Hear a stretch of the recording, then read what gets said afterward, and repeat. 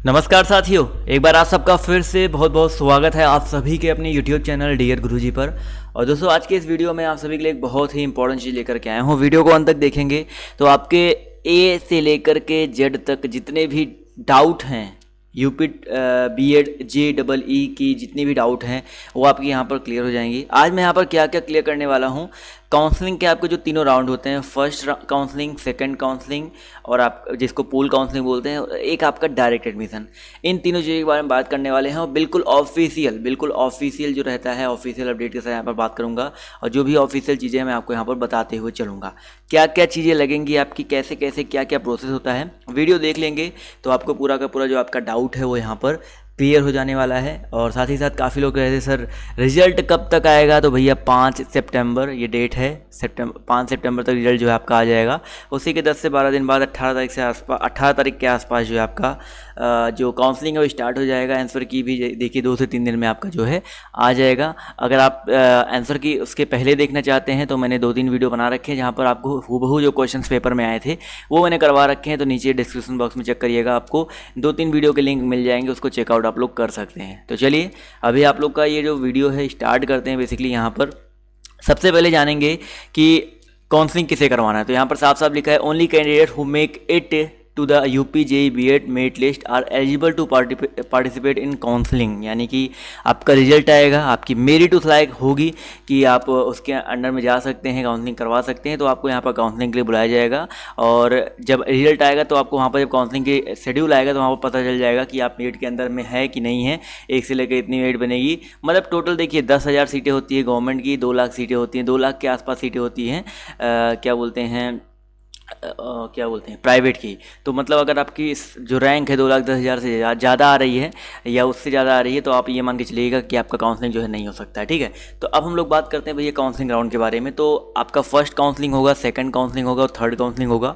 तीनों चीज़ें हम लोग डिटेल में जानेंगे। तो सबसे पहले हम लोग देखते हैं यहाँ पर क्या क्या रिक्वायरमेंट यहाँ पर चीज़ें हैं। जैसे कि यहाँ पर आप सब देख सकते हैं requirement for participant in counselling. तो यहाँ पर पहला पॉइंट दिया गया है, 1 मिनट देखिएगा। चलिए, पहला पॉइंट यहाँ पर दिया गया है कि बैंक अकाउंट डिटेल। थोड़ा सा इसको बड़ा कर दें क्या, देखते हैं भाई कि बड़ा करने का कहीं ऑप्शन है, जूम करने का। ये देखिए जूम करने का ऑप्शन है यहाँ पे है। चलिए ठीक है, अभी यहाँ से आपको थोड़ा अच्छे से समझ में आएगा।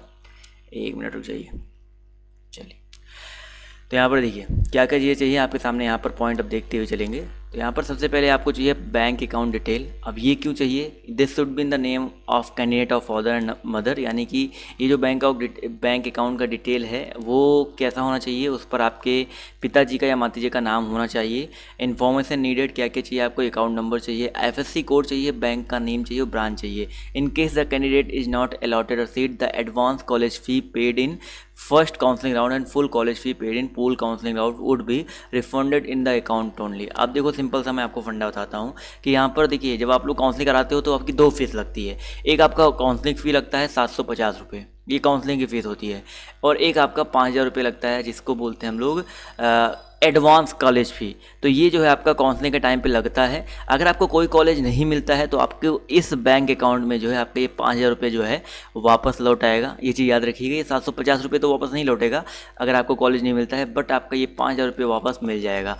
इन केस अगर आपको कॉलेज मिल जाता है और आप तब भी एडमिशन नहीं लेते हो तब आपको 1 को रुपया वापस नहीं मिलेगा। 1 भी रुपया आपको जो है वापस नहीं मिलने वाला है कि आपको कॉलेज अलाउट हो गया और आप कॉलेज नहीं लेते हो तो आपको 1 रुपया भी वापस नहीं मिलेगा। ये मत सोच के चलिएगा चलो भैया काउंसलिंग करवा लेते हैं, देखते हैं कौन कॉलेज मिलेगा।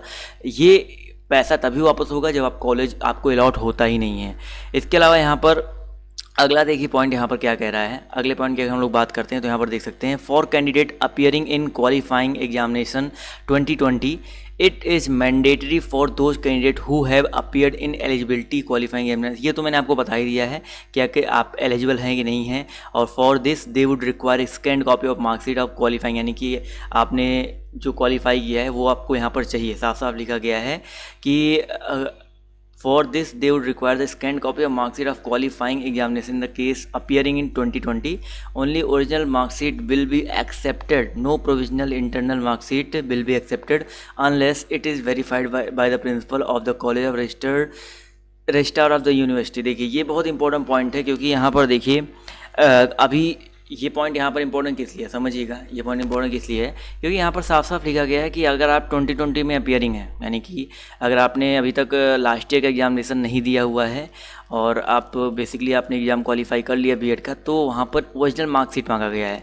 लेकिन यहाँ पर no provisional internal marksheet will be accepted. अगर आपके पास मान लीजिए अभी नहीं होता है तो आप लोग प्रोविजनल लगा सकते हो, अगर बेसिकली अगर वो वेरीफाई होगा प्रिंसिपल के द्वारा जो आपके जहाँ से आपने ग्रेजुएशन कर रखा है। तो यहाँ से ये देखिए आपका ये जितने भी पॉइंट आपके यहाँ पर क्लियर हो जाते हैं कि अगर प्रिंसिपल ने साइन कर दिया, किसी प्रोविजनल पर साइन कर दिया कि हाँ ये हमारे कॉलेज से पढ़ते हैं, इन्होंने सेकेंड ईयर तक एग्ज़ाम दिया हुआ है, वो प्रोविजनल जो है आपका प्रिंसिपल बना के दे देगा, उसकी टेंशन नहीं है। तो अगर आपका मान लीजिए इन केस आपका जैसे बहुत सारे लोग ऐसे हैं जिनका एग्ज़ाम नहीं हुआ, रिजल्ट नहीं आया है, तो उनके लिए शायद इस बार ये सुविधा की जाएगी कि उनको इसी तरीके से जो है एडमिशन अपना लेना पड़ेगा। तो बिल्कुल अब परेशान ना हो वो लोग। इसके बाद यहाँ पर फर्स्ट राउंड काउंसलिंग में आपको ऑलरेडी बता चुका हूँ। फर्स्ट राउंड काउंसलिंग में क्या क्या होता है ध्यान से देखिएगा। फर्स्ट राउंड काउंसलिंग में वही आपका जो पहला रजिस्ट्रेशन करेंगे, रजिस्ट्रेशन करने के लिए आप लोग को कुछ नहीं करना, आप अपने मोबाइल अपने लैपटॉप से कर सकते हैं। मैं आपको बता दूंगा कैसे करना है, उसकी टेंशन मत लीजिएगा, या आप अपने साइबर कैफे में जाके करवा सकते हैं। इसके बाद जब काउंसलिंग कंप्लीट हो जाएगा तो उसमें क्या क्या लगेगा, काउंसलिंग में क्या क्या लगेगा, काउंसलिंग फ़ी लगेगा, एडवांस कॉलेज फ़ी पेमेंट लगेगा, यानी कि आपका जो है रजिस्ट्रेशन करोगे, रजिस्ट्रेशन करने के बाद 5,750 रुपये आपका लगेगा, जिसमें 750 रुपये काउंसलिंग फ़ी होगा और 5,000 रुपये जो है आपका एडवांस कॉलेज फ़ी होगा। वो आप ऑनलाइन मोड के थ्रू पे कर सकते हैं, जैसे net banking, debit card, credit card, इसके थ्रू आप उसको पे कर सकते हैं। और in case the candidate not allotted seat the advance college fee 5,000 would be refunded. मैंने आपको बता ही दिया था, अगर आपको कॉलेज अलॉट नहीं होता है तो आपको 5,000 रुपये रिफंड हो जाएंगे। साथ ही साथ चॉइस फिलिंग का फिर ऑप्शन आएगा, फिर आप लोग इतना सब कुछ पेमेंट कर देते हो तो उसके बाद चॉइस फिलिंग का ऑप्शन आएगा और आप लोग वहाँ पर चॉइस फिल कर सकते हो, आपको जो जो चीज़ें आपको वहाँ पर चाहिए। Before choice filling the candidate have to verify the following option for Sanskrit by default this is not set at no. मतलब बेसिकली संस्कृत के लिए नो वहाँ पर डिपेंड, वो कोई दिक्कत मत लीजिएगा, वो आप लोग भर ले जाओगे, उसकी दिक्कत नहीं है, साइबर कैफे वाला भर ही देता है। चॉइस फिलिंग कर लेंगे एंड आफ्टर दैट यहाँ पर क्या लिखा गया है, कॉलेज अलॉटमेंट। आप चॉइस फिलिंग के यहाँ पर कुछ डिटेल्स दी गई हैं कि चॉइस फिल कैसे करना है, तो अभी आपको बताएं कोई मतलब नहीं है, क्योंकि ये चीज़ें जब काउंसलिंग करवाई जाएंगी तो मैं आपको अच्छे से बताऊंगा एक पॉइंट, क्योंकि तब आपके लिए जरूरी रहेगा। अभी तो आप वीडियो देख करके भूल जाओगे ना, तो उसके बाद आप चॉइस फिलिंग करने के बाद आपको कॉलेज मिल जाएगा। कॉलेज मिलने के बाद आपको क्या लिखा गया साफ साफ यहाँ पर एक पॉइंट देखिए, पढ़िएगा कि college allotment will be done strictly on the basis of state rank, यानी कि आपकी जो स्टेट रैंक होगी उसके हिसाब से आपको कॉलेज मिलेगा। और state reservation policy to be followed on aided and government college only, यानी कि जो स्टेट रिजर्वेशन पॉलिसी है वो जितने एडेड और गवर्नमेंट कॉलेज होंगे उसी में फॉलो करेगा। और seat allotment result will be available on candidate login only, यानी कि कैंडिडेट लॉगिन पर ही जो सीट अवेलेबिलिटी है, जो चीज़ें हैं आपको देखने को मिलेंगी। और यहाँ पर साथ साथ उसके बाद आपका स्टेप 5 क्या है कि भैया जो भी आपका provisional allotment cum confirmation letter, यानी कि जब आप काउंसलिंग करवा लेंगे आपको कॉलेज मिल जाएगा तो आपको एक कंफर्मेशन लेटर मिलेगा। वो कंफर्मेशन लेटर क्या होता है कि आपको ये कॉलेज मिला हुआ है, उसमें आपकी रैंक डिटेल भी होगी, सब कुछ वहाँ पर आपको देखने को मिलेगा। और ये जो रैंक डिटेल होगा आपको अच्छे से संभाल के रखना है। और ये candidate who have been allotted college will have to download provisional allotment cum confirmation letter, मतलब आपको उसको डाउनलोड करना है जेईई की वेबसाइट से जा करके, और वही चीज़ आपको ले जाकर कहाँ पर जमा करना भाई, वही चीज़ आप लेके जाओगे कॉलेज में।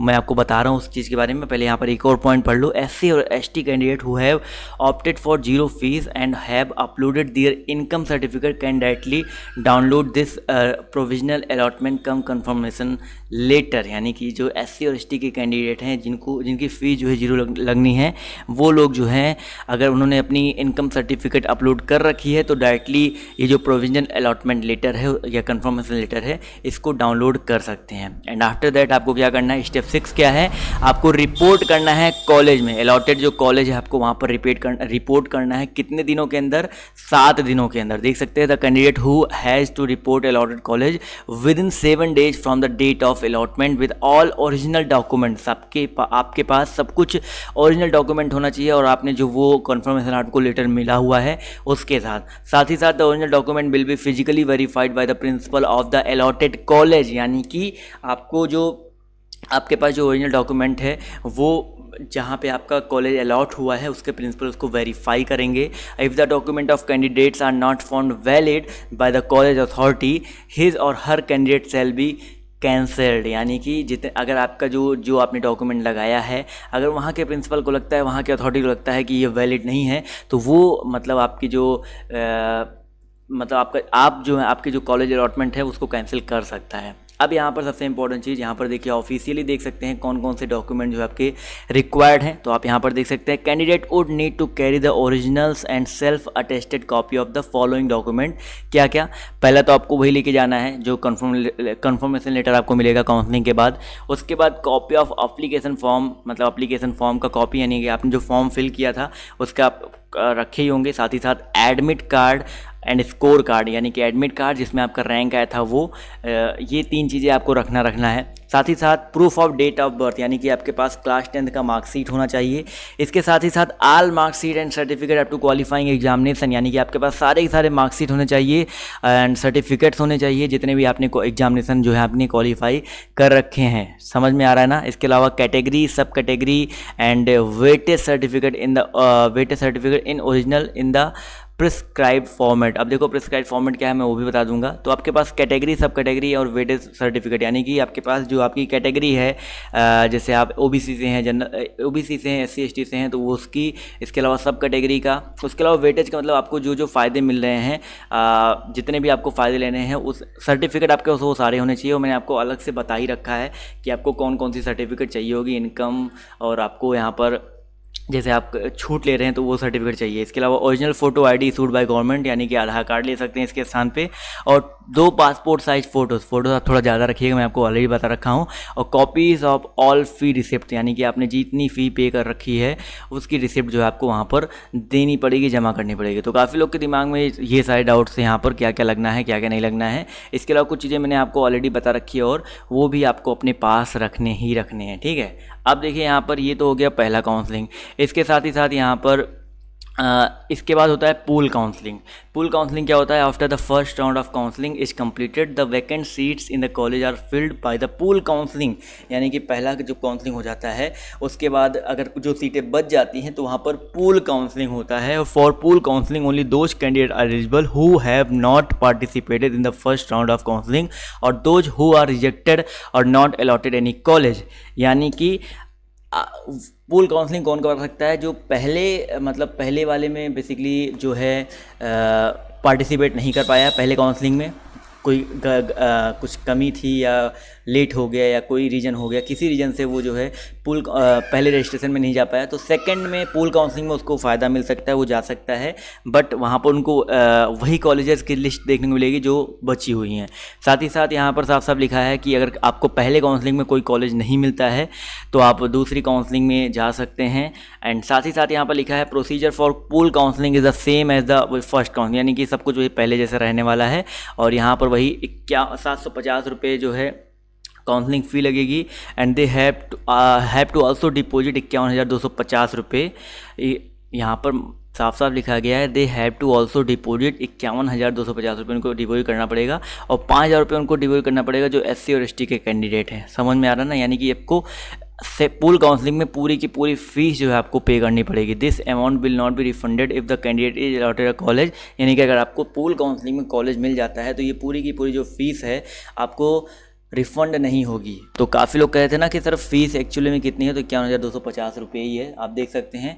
और पूल स्टेप 3 यहाँ पर दिया गया है, वही चॉइस फिलिंग दिया गया है, तो आप लोग को यहाँ पर इसके बारे में पता ही है चॉइस फिलिंग क्या है, कैसे है। तो ये सब वही है, सेम प्रोसेस है।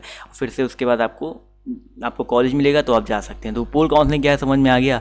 इसके बाद आपका लास्ट आता भैया राउंड 3 डायरेक्ट एडमिशन। तो डायरेक्ट एडमिशन देखो यहाँ पर क्या क्या लिखा गया है कि this round of counselling is done at the level college level, ये कॉलेज लेवल पे होता है। Only those candidate can take part in this round of counselling who possess a valid state rank, यानी कि उनकी अगर एक वैलिड स्टेट रैंक आई होगी, वो काउंसलिंग में भाग नहीं ले पाए हैं, तो वो बेसिकली डायरेक्ट एडमिशन ले सकते हैं। Candidate can be admitted to any college only if seats are vacant in that college after the first and pool counselling, यानी कि candidate can be admitted to any college only if seats are vacant, यानी कि अगर पहले counselling में दूसरी counselling के बाद भी सीट बच जाती है तो आप लोग डायरेक्ट एडमिशन ले सकते हो। लेकिन आपको पेपर दिया, मतलब अगर आपने पेपर दिया है, समझ में आ रहा ना, बीएड का पेपर दे रखा है तभी की बात हो रही है। The following candidates are eligible for direct admission, कौन कौन से कैंडिडेट जो है डायरेक्ट एडमिशन के लिए एलिजिबल हैं?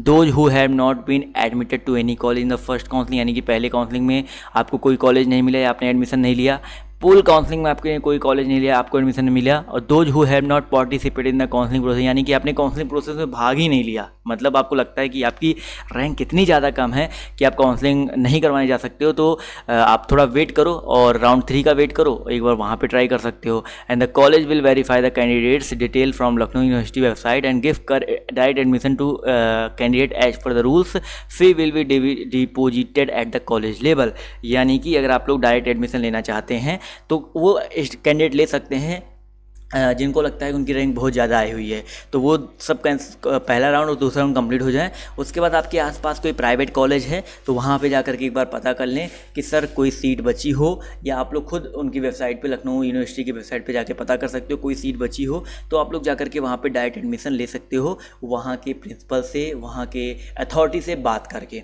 तो ये आई होप जो भी आपके दिमाग में भैया डाउट थे इस वीडियो में मैंने आपके क्लियर कर दिए होंगे। तो यार इतनी मेहनत से ढूंढ ढांड के आपके लिए मैंने वीडियो बनाया है, तो आपका क्या फ़र्ज़ बनता है भैया, वीडियो को शेयर करने का आपका फ़र्ज़ बनता है। तो वीडियो को शेयर करना मत भूलिएगा, क्योंकि बहुत मेहनत से आपके लिए वीडियो जो है आपके यहाँ पर बनाए जाते हैं। तो आपको ये वीडियो आज का कैसा लगा कमेंट करके जो है ज़रूर बताइएगा। इसके अलावा जितने भी आपके डाउट्स हैं, जो भी चीज़ें हैं, मैं आपको यहाँ से जो लखनऊ यूनिवर्सिटी की वेबसाइट है, ऑफिशियल वेबसाइट है, यहाँ से ला करके देता रहता हूँ, कंप्लीट करता रहता हूँ, तो उसकी आप लोग बिल्कुल टेंशन मत लीजिएगा। तो दोस्तों आज के इस वीडियो में सिर्फ इतना ही। अगर आपके अभी भी कोई डाउट बचते हैं तो आप लोग कमेंट करके ज़रूर पूछिएगा, आपके सारे डाउट जो है आपको इस चैनल पर क्लियर किए जाएंगे। तो अभी के लिए बाय बाय, टेक केयर, जय हिंद, जय भारत। मिलते हैं आप सभी से नेक्स्ट वीडियो में।